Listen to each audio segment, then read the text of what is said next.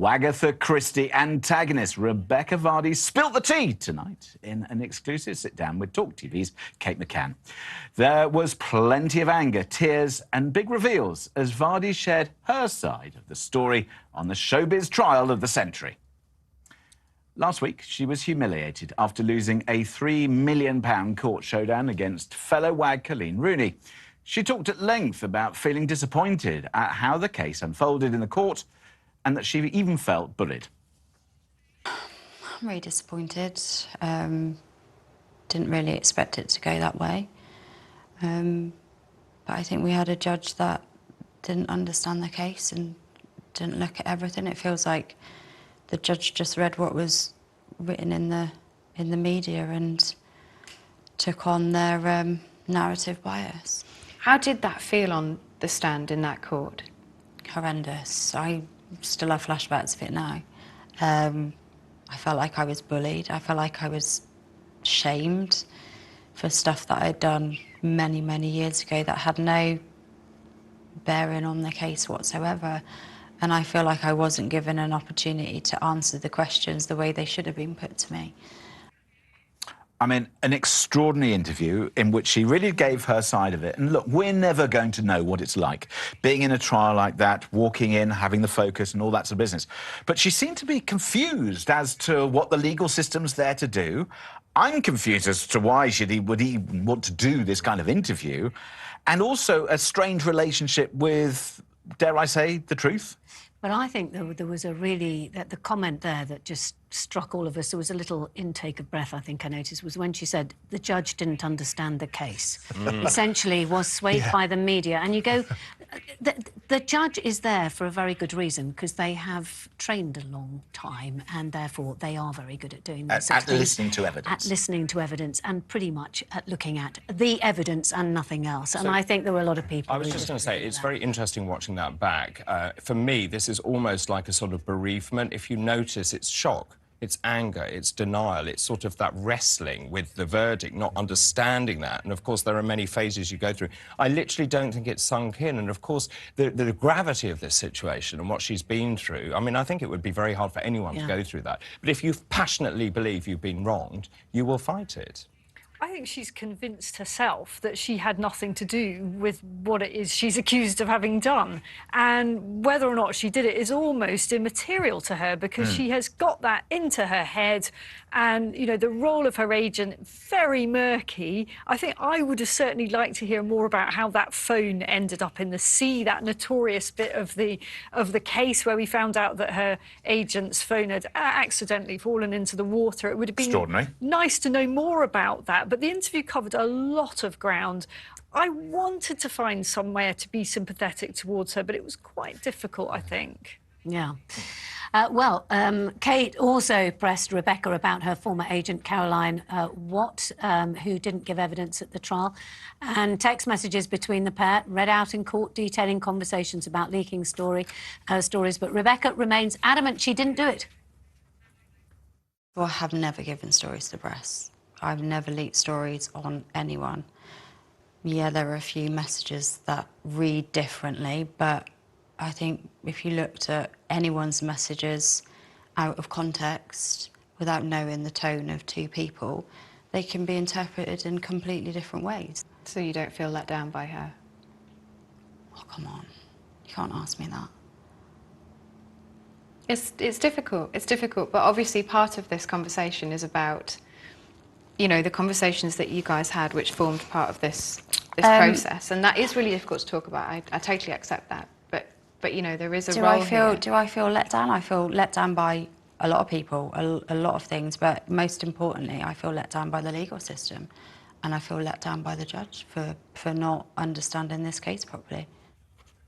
See, I think everybody just was looking at that and going, that's a body swerve, because, yes, of course you can ask that question. And then she goes back onto the fact that she feels let down by the justice system, which she seems to think is only the justice system if it comes down for you.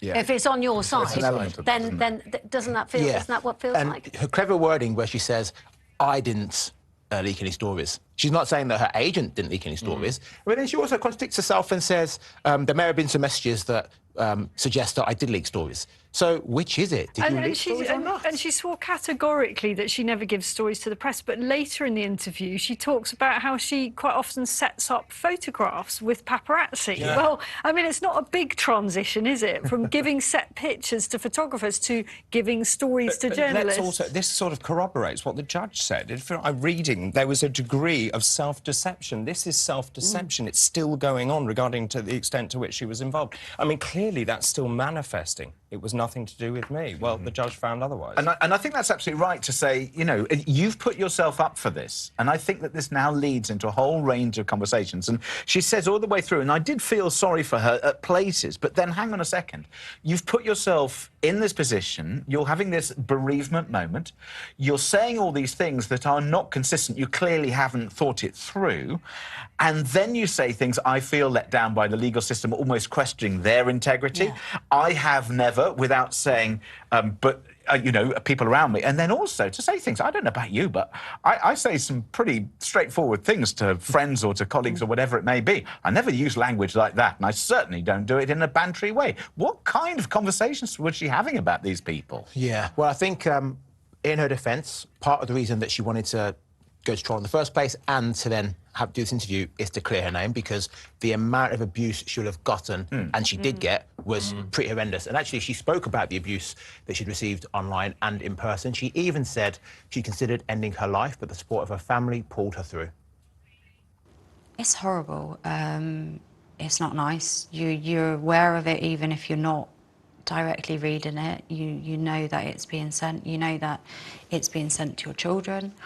You know that the kids at school are saying stuff behind your kids' back. When I'm going to football games, that I'm going to be subjected to horrible chants. There was a point that I had to stop taking the children to football because the opposition fans were constantly singing, you know, horrible stuff about me, and I didn't want the kids to be subjected to that sort of abuse. Was there ever a point where you just thought, God, I cannot do this anymore? I'm just done. There was lots of points. There was lots of points that I went through feeling didn't even want to be here anymore. What would your message to Jamie be, given his support throughout this?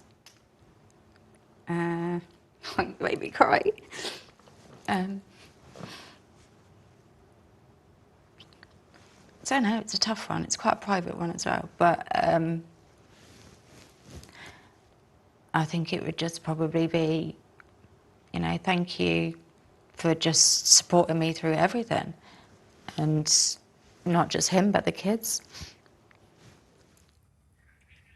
Now, being a wag, the abuse is going to be part and parcel. They all get it. But to the degree that Rebekah Vardy has gotten it, even before the trial, it's different level. It's completely next level. I also think that it's also about the children, isn't it? I mean, this is the thing. You want to protect your children, and that's what she was said. good on that, actually. That was yes, perhaps she was. the one bit where I thought, you know what, she was talking about the advice that she gives her 17-year-old. Teenagers are difficult. We know that. Any mum knows that. And, you know, to be in that kind of fishbowl must be extraordinarily challenging.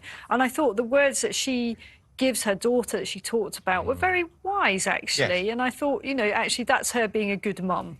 Yeah, I mean, just watching that, she's a broken woman, isn't she? She's clearly not well. I think she needs some serious, you know, psychiatric help, actually. I think the damage to her, I mean, is profound, isn't it?